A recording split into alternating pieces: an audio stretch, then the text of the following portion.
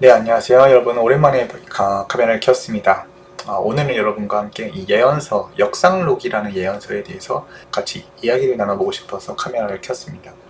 이 예언서는 거의 60년 동안을 봉인되어 있다가 올해 들어서 최근에 되어서야 이 내용이 조금씩 사람들에게 알려지고 있습니다. 또 마침 지금 대통령 선거가 임박해 있고, 이 예언서에서 말하는 건 2025년에 대한민국의 국운을 뒤바꿀 지도자가 등장한다라고 예언을 남기고 있습니다.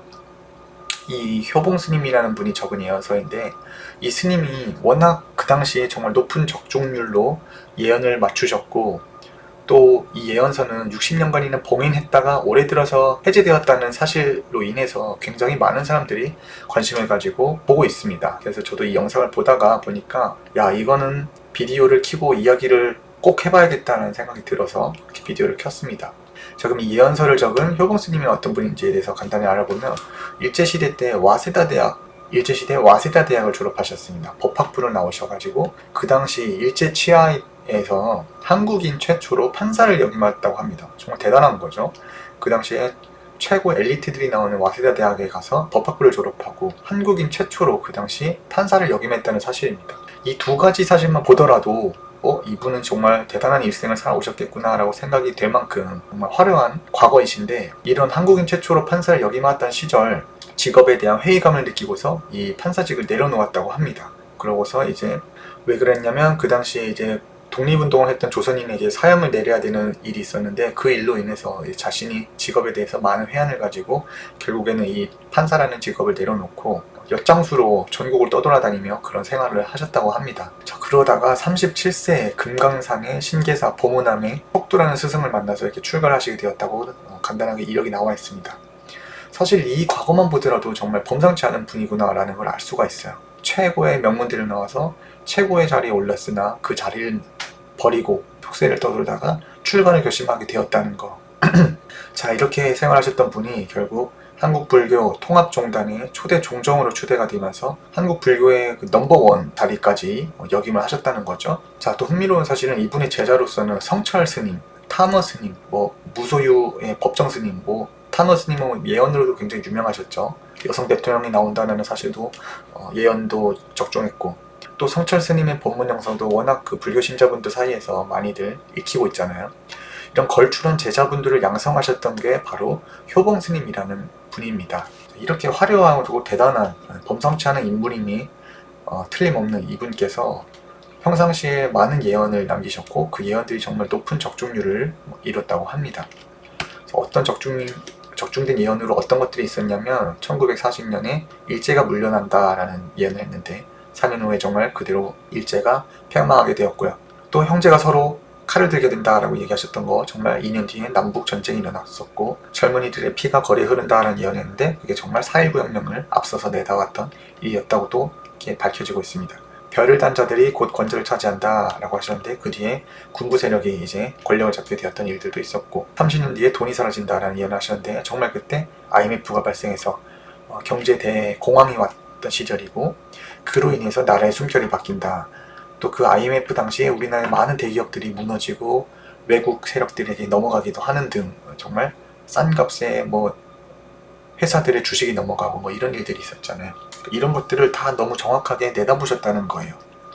자, 이렇게 범상치 않은 인물이심에 틀림없고 높은 예언 적중률을 가지셨던 분이 60년 동안 봉인을 하라면서 남기셨던 예언이 있다는 것입니다. 그 예언이 올해 들어서 서서히 풀리면서 많은 사람들의 관심을 받고 있다는 것인데요. 자, 이 예언서를 쓰기 전 스님께서는 7일간 깊은 선정에 드셨다고 합니다. 당시 물도 음식도 전혀 들지 않았는데 몸에서는 솔꽃 향기가 퍼졌고 암자 전체가 빛으로 가득 찼다고 제자들에 의해서 기록되어 있습니다. 보통 사람이 7일간 먹지도 마시지도 않고 가만히 앉아만 있을 수가 있을까요?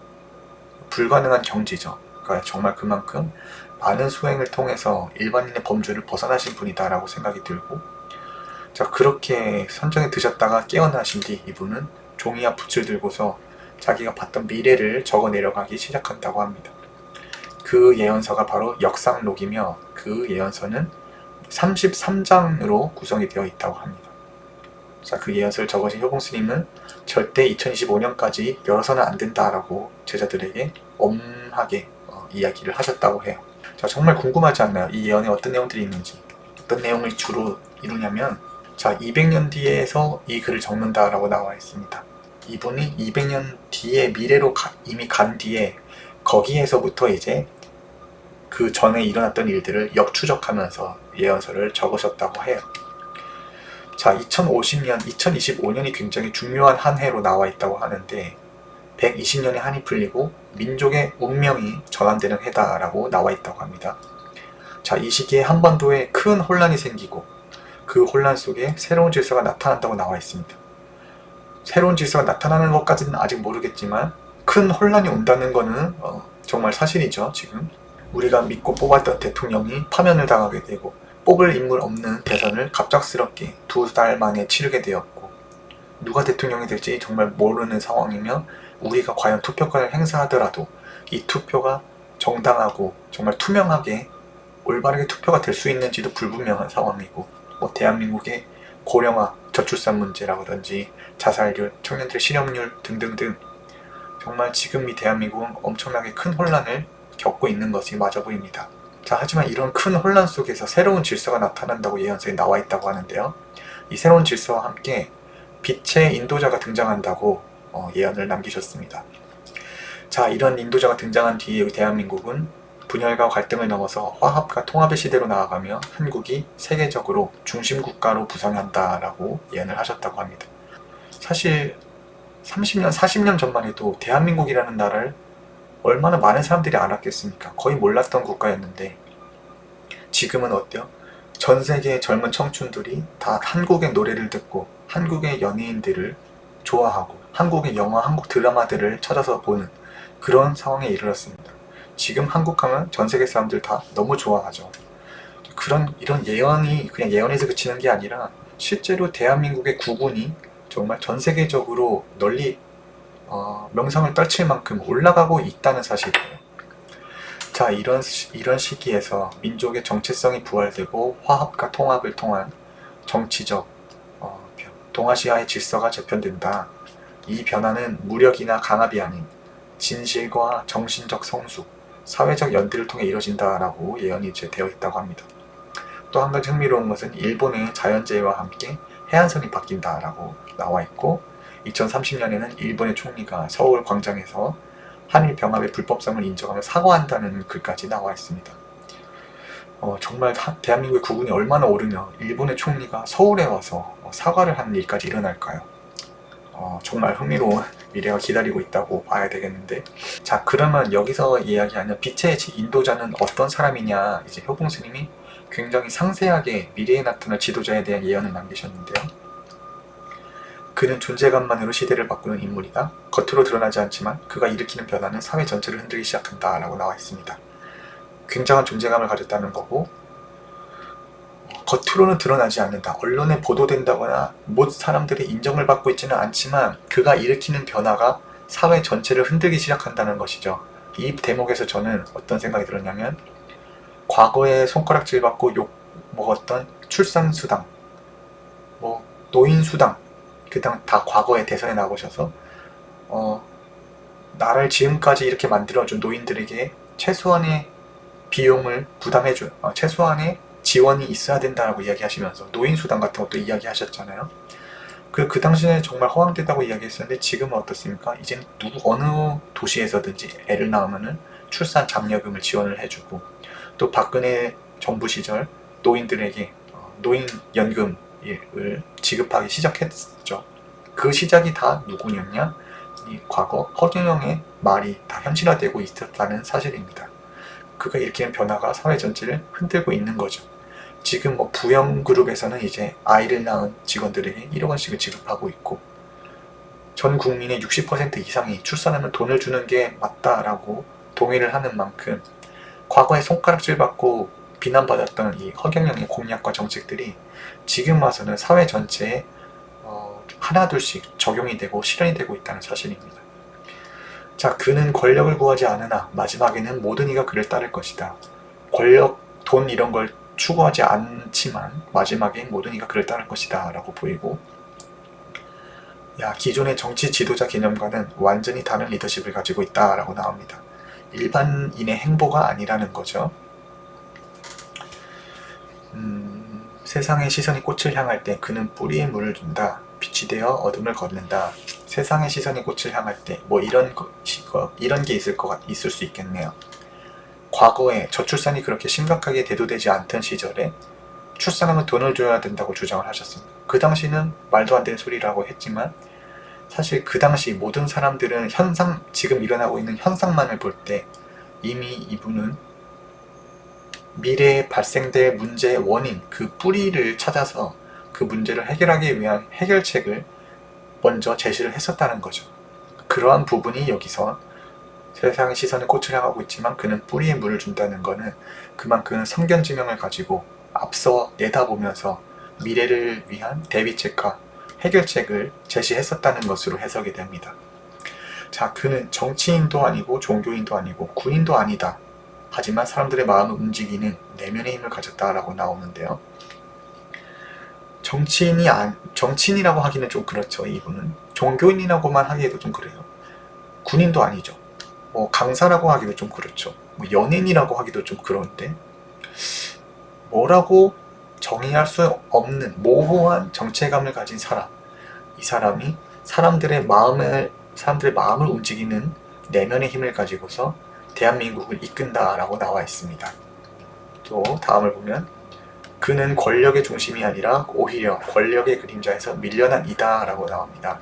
과거에 박정희 대통령 옆에서 보좌를 하던 시절도 있었고 그것을 계기로 정말 그 권력에서 정말 한 자리 차지하고 지금까지 해왔을 수도 있을 텐데 하지만 그렇게 되지 않으셨고 오히려 권력의 그림자에서 밀려났다고 볼 수가 있죠.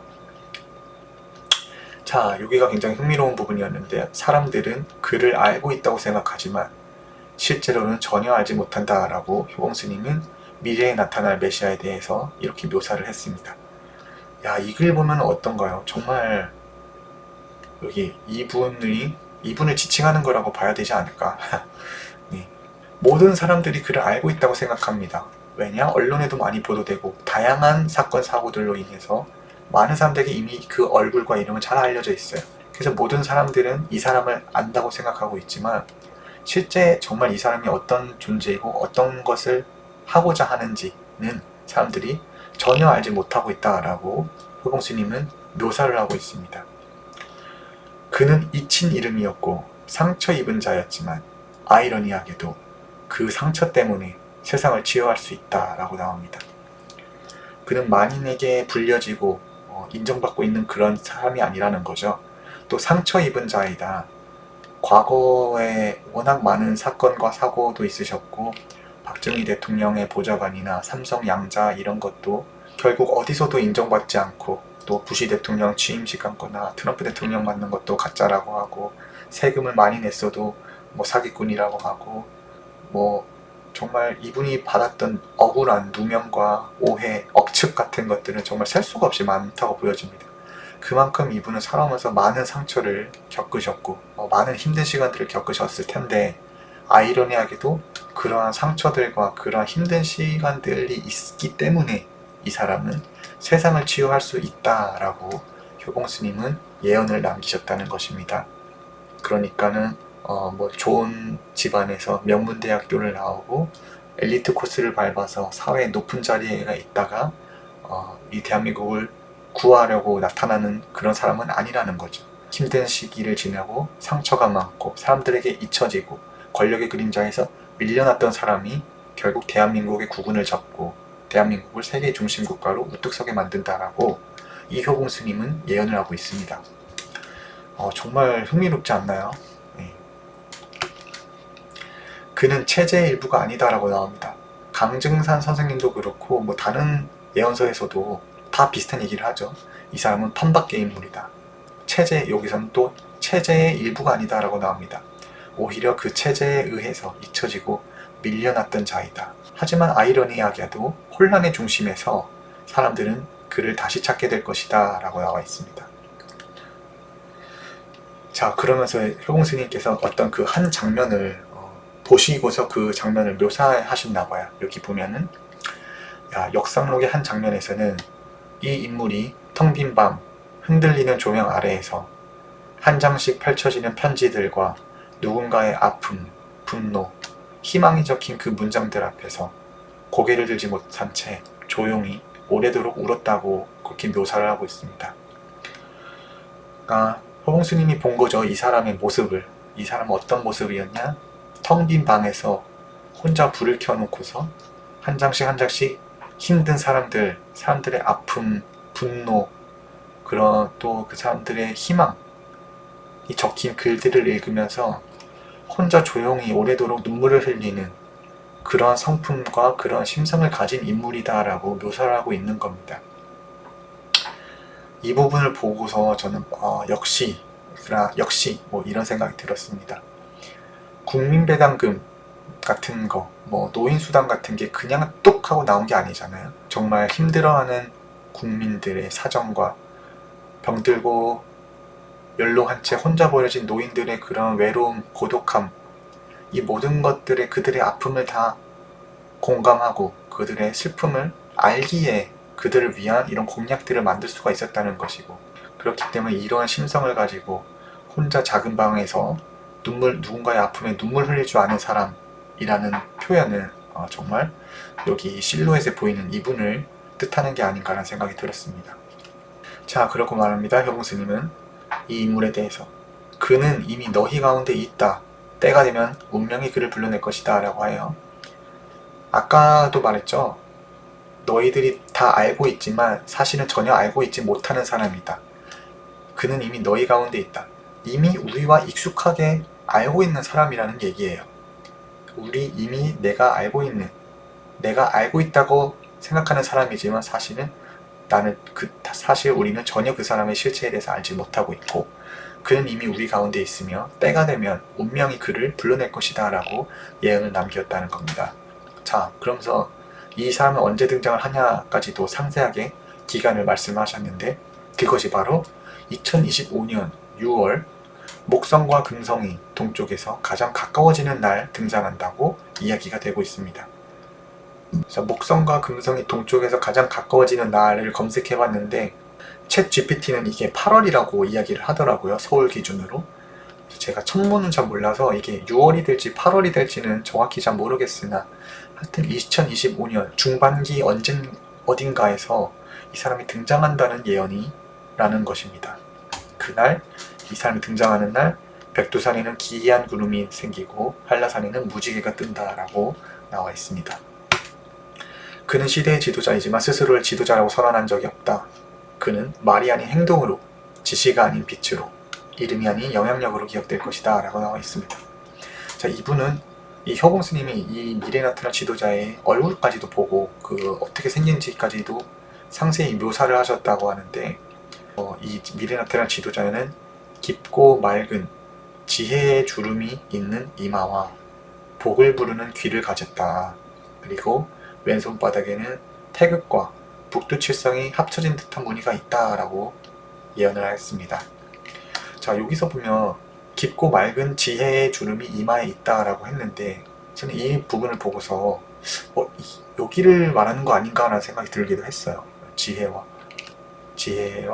깊고 맑은 지혜의 주름이 이걸 뜻하시는 거 아닌가? 라는 생각이 들었습니다. 그리고 왼손바닥에 태극과 북두칠성이 합쳐진 듯한 무늬가 있다고 했는데, 왼손바닥 사진을 제가 찾다 보니까 이 사진을 발견했어요. 사실 여기에 태극과 북두칠성의 무늬가 있는지를 저는 잘 모르겠어요. 있는 것 같기도 한데, 그래서 이거는 제가 알지 못한 부분이니까 일단 넘어가도록 하겠습니다.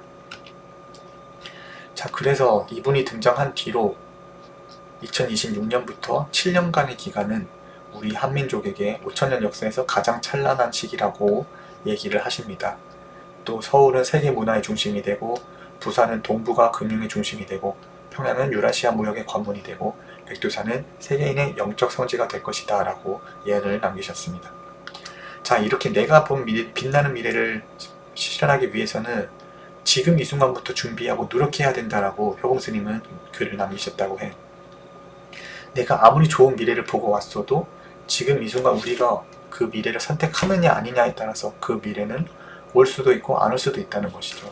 자, 그래서 그 시대를 맞이하기 위해서 우리가 뭐 영적 준비도 해야 되고 공동체적 준비도 해야 되고 실질적 준비도 해야 된다고 이런 말을 남기셨다고 합니다. 자, 그래서 이 역상록이라는 글을 보면 정말 너무나도 상세히 묘사를 했으며 이 사람이 누구일지 저는 딱 한 사람 생각났습니다. 여러분들은 어떨지 읽고 여러분들의 느낌과 생각을 댓글로 남겨주시면 더 좋을 것 같습니다. 자, 그래서 저는 이 역상록의 내용을 보다 보면 저는 역상록과 많은 예언서에서 지칭하는 인물이 바로 허경영 대표님이실 거다라는 생각이 들었습니다. 왜 저는 그렇게 생각을 했느냐에 대해서 몇 가지 적어보았는데요. 이분의 과거 시절, 그 어린 시절 상처가 많고 외로움 많은 그런 힘든 시절부터 어디에서 뭐 방황하거나 어긋나지 않고 공부하시고 야간 학교 다니시면서 학업에 충실하셨고 그러다가 삼성 양자가 되어서 삼성그룹이 번창하는 데 있어 많은 역할을 알게 모르게 하셨던 부분도 있고 또 우리나라의 찬란한 경제 발전을 일으켰던 박정희 대통령의 옆에서 그를 보좌했던 과거가 있다는 것, 이 한 줄의 사실만 보더라도 이분은 정말 대통령감이지 않나라는 생각이 들 정도로 정말 대단히 힘들지만 또 대단히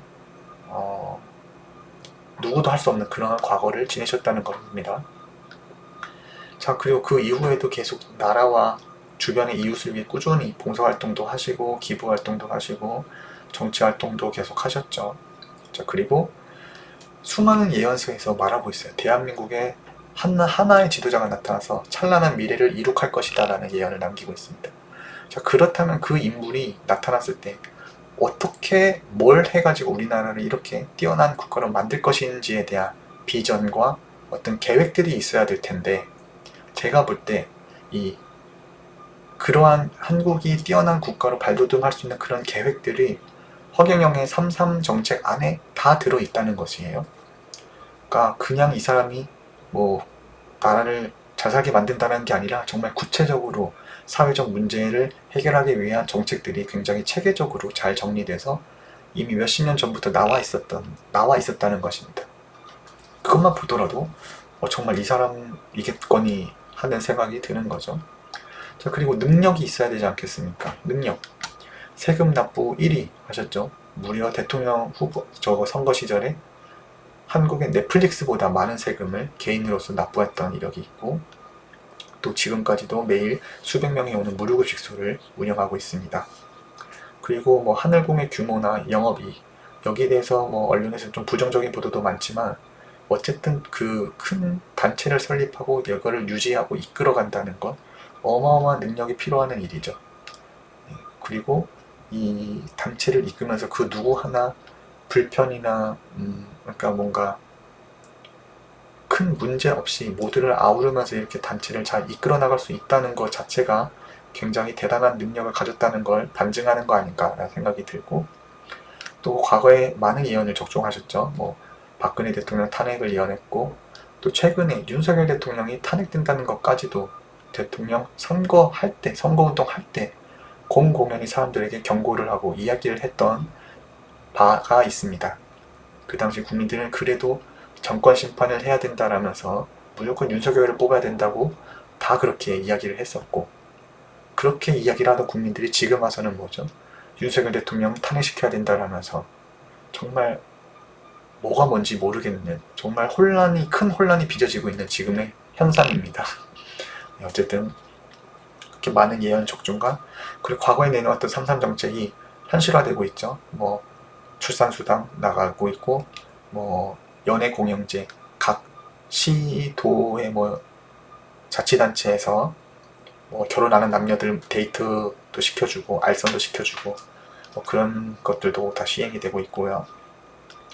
자, 그리고 국가혁명당 출범하고 대통령 선거 당시에 정말 큰 파장을 만들어냈습니다. 국가혁명당 당을 만들어서 정말 그냥 일반 국민들이 나라 살리겠다고 이대로는 안 되겠다라는 그 정말 순수한 마음 하나 가지고서 자기 재산 털어가지고 선거에 나오고 그 1500명이 넘는 예비 후보를 배출하면서 신생 정당이 그렇게 큰 활동을 했던 적이 대한민국 역사에 아직 없습니다. 그만큼 국가혁명당이 출범할 때라든지 또 대통령 선거 당시 사회에 이렇게 퍼졌던 많은 파장들, 그의 공약들, 예언들, 그런 영향력이 어마어마했다는 것이죠. 그런 대통령 선거와 국가혁명당의 그런 총선이 있었기 때문에 정말 많은 사람들이 새로 3.3 정책에 대해서 알게 되었고, 그로 인해서 부영그룹에서는 자녀를 낳은 직원에게 1억 원을 지급해준다는 그런 활동도 하게 되었던 것에는 이 국가혁명당과 대통령 선거의 그런 역할이 크지 않았나라는 생각이 듭니다. 자, 또 많은 선지자들이 정말 비슷한 류의 예언들 남겼잖아요. 노스트라다무스나 뭐가 있죠? 중국의 예언서 추배도, 아니면 증산도, 강증산 선생님이 남기셨던 예언들도 있고, 지금 미국의 서역학자라고 해야 되나? 기독교를 연구하는 분들도 많은 이야기를 남기고, 대한민국의 기름붐을 봤다, 이런 이야기를 하는 분들도 많잖아요. 어쨌든 정말 많은 선지자들이 이 대한민국의 미래에 대해서 예언을 하면서 공통적으로 한 명의 지도자가 나타나서 세상을 평화롭게 만든다라고 얘기를 하고 있습니다. 자, 근데 거기에다가 허경영, 그 이름이 33획으로 이루어져 있죠. 그리고 유럽의 성당에 가보면 메시아 코드라고 해서 숫자 코드가 나와 있습니다. 상하, 좌우 어디로 보더라도 숫자의 합이 33을 이루는 거죠. 그 메시아 코드가 뭘 말하냐? 미래에 올 메시아에 대한 단서를 남긴 것 아니겠습니까? 그 메시아 코드에서 33의 숫자를 보여주고 있고요. 또 왜 이 효봉 스님은 예언서, 이 역상록을 33장으로 만들었을까요? 33이 뭔가 중요한 의미를 가지고 있는 것으로 보이죠. 아마 이분이 남긴 단서이지 않나, 이 33장을 적었다는 것도 그렇게 생각이 되기도 하고요.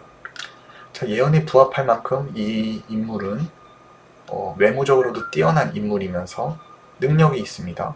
그리고 머리가 좋죠. 비상한 두뇌와 뛰어난 선견지명을 가지고 있고 해안을 가지고 있고 또 대단한 카리스마를 가지고 있습니다. 그러면 판밖의 인물이며 모든 사람이 알지만 정작 어떤 사람인지는 사람들이 잘 모른다는 거죠. 허경영이란 인물에 대해서. 그렇기 때문에 저는 이 역상록에서 지칭하는 인물이 허경영이라고 본다고 생각을 하고 있습니다. 자, 그리고 불로유나 불로수. 어쨌든 지금도 논란이 굉장히 많지만 어쨌든 우유는 썩지 않고 있습니다. 그리고 실제로 그 몇 년이 된 우유를 마시고서 많은 치유 경험을 경험하는 사람들도 있고요. 그리고 불로수. 뛰어난 흡수성을 가진 불로수가 매일 수십 톤씩 멈춤없이 흘러나온다는 것도 굉장히 신비하면서도 대단한 일이지 않나. 그러니까 이런 증상들을 보더라도 범상치 않은 인물임에 틀림이 없다라는 거죠. 그 끝으로 왜 내가 허경영이 역상록이나 많은 예언서에서 예언하고 있는 인물이라고 보는지, 그 이유는 너무 억울한 일을 많이 당했다는 것이에요. 억울한 일을 많이 당했지만 사회를 비판한다거나 사람들을 혐오한다거나 그런 게 아니고 여전히 묵묵히 갈 길을 가는 그 모습을 보며 정말 그릇이 다른 사람이구나 라는 걸 느꼈습니다. 예를 들어 삼성의 양자로 지냈던 것도 많고 박정희 대통령의 보좌관을 했던 것도 많고, 그렇기 때문에 박근혜 전 대통령과 정말 많은 행사장에 같이 다녔던 사진들도 많잖아요. 그런 자료들이 있음에도 불구하고 이 사회에서는, 언론과 이 사람들은 인정을 안 해주는 거예요. 이 사실을 했는데 진짜인데 진짜가 아니라고 인정을 못 받는 거죠. 자, 또 부시 대통령 취임식 갔어요. 만나고 왔는데 안 만났다는 거죠. 안 갔다는 거죠. 초청 티켓, 비행기 티켓, 증인이 있어도 만나지 않았다는 거예요. 자, 그리고 트럼프 대통령 만났는데 그 사진이 합성 사진이라고 하죠. 여기에 격분한 임청근 당시 한미 총재 그분께서는 경문을 보도를 하셨죠. 하지만 여전히 사람들은 이 사실이 허황됐다, 어떻게 허경영이 트럼프를 만났냐 라면서 받아들여지지 않고 있다는 것입니다. 얼마나 억울하냐 이 말이에요. 실제 있었던 일들인데. 자, 그리고 똑같은 정당을 만들었는데 똑같은 정당이고 똑같은 대통령 후보인데 군소 후보라는 이유만으로 얼마나 많은 차별을 받았습니까? 얼마나 많은 사회 부조리한 것을 겪게 되었냔 말이에요. 그래서 밤 11시 넘게 토론회 하는 거에 있어서도 정말 엄청나게 호통을 치셨고, 그게 지금 뭐 조회수가 막 몇 천만이 넘을 만큼 많은 사람들에 의해서 회자가 되고 있었다는 거죠. 그만큼 이 사회의 부조리한 면을 비추고 계시다. 자, 그리고 세금을 많이 냈어도 언론에서는 그런 거에 대한 일절 보도도 없고, 뭐 재산이 얼마네, 수익, 하늘궁의 영업이익이 얼마니, 이런 얘기만 하고 있다는 거죠. 아니, 부정적인 걸 보도하면 좀 긍정적인 것도 보여줘야 되는데 왜 이렇게 부정적인 것만 계속해서 보여주냐 이 말이에요. 자, 그리고 지금 역시도 돈을 노리는 안티들의 모의 작당과 누명으로 인해서 검찰의 조사를 받고 계십니다. 이 정도의 억울함이라면은 정말 역사적으로 등장해야 될 인물이 겪어야 할 억울함의 양이라고 봐도 될 만큼 많은 서러움과 누명과 오명을 씌우지 않으셨나. 이런 힘든 일과 상처를 가지신 분이기에 세상을 치유할 수 있다고 효봉 스님께서는 예언을 하셨던 거고, 정말 이 정도의 억울함은 있어 봐야 미래를 구할 지도자라고 봐야 되지 않나라는 생각이 들었습니다. 저는 다음에 또 다른 영상으로 여러분들에게 찾아뵙도록 하겠습니다. 감사합니다.